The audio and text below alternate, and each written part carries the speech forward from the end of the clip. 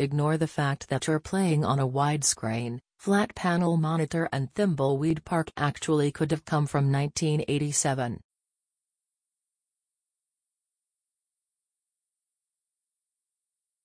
The point-and-click adventure game Throwback from Monkey Island creator Ron Gilbert is as dedicated to its period-perfect presentation, in ways that go deeper than you can possibly imagine, as it is to its traditional item-based puzzle solving.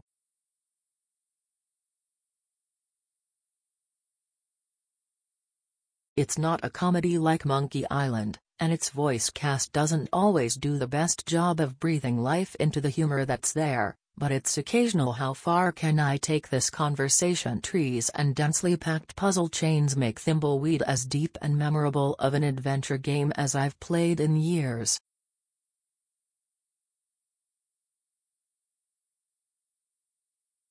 Thimbleweed clearly enjoys being a 2017 adventure game set 30 years earlier, as its Mulder and Scully-esque main characters arrive in town, with different agendas, in order to solve a murder.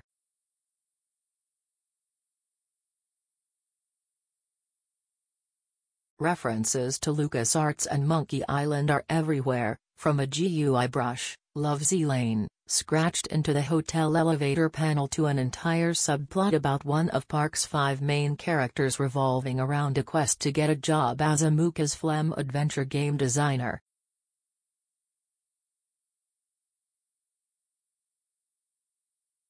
Don't worry, Maniac Mansion fans, there are plenty of nods to the classic here as well.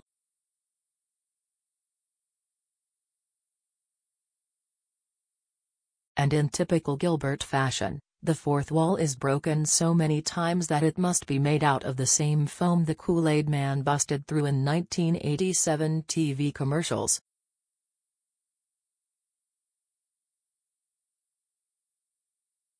The meta works, and if you remember the point-and-click era as one littered with pixel hunts and puzzles of questionable logic, Thimbleweed Park not only fails to avoid that, it runs toward it and actively embraces it.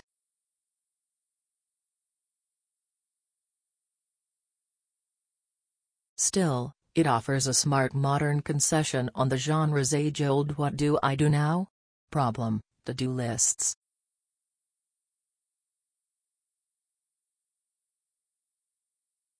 Every character has a running list of what they need to accomplish that can be referenced at any time, which serves as a welcome signpost to keep you on track without giving any specific puzzle hints or outright solutions.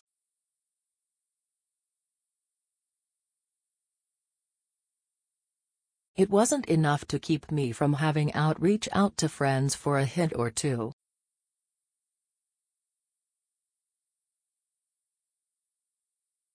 I had the same problems I always have in point-and-clicks, either I didn't see something I could have clicked on, or I just flat out missed the logic in a puzzle.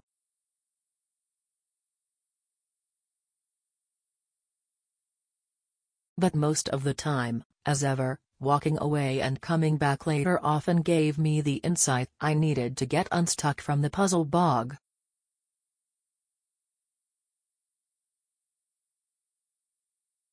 It helps to have so many playable characters.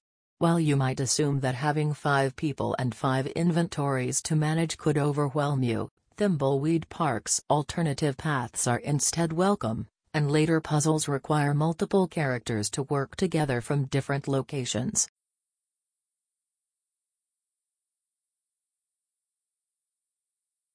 For instance, at one point, you'll need to distract a reporter with one hero remotely, via radio, so the one in the room can get what he or she needs.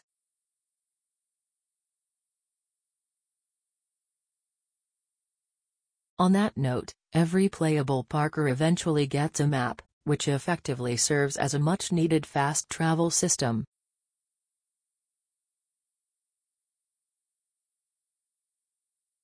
Even still, I spent over 20 hours unraveling Thimbleweed Park's mysteries.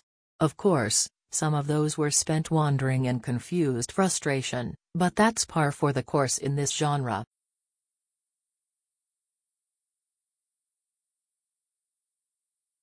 I should mention that there is a casual mode, just as Monkey Island 2 had an easy mode, but it cuts out approximately half of the puzzles and, thus, the gameplay.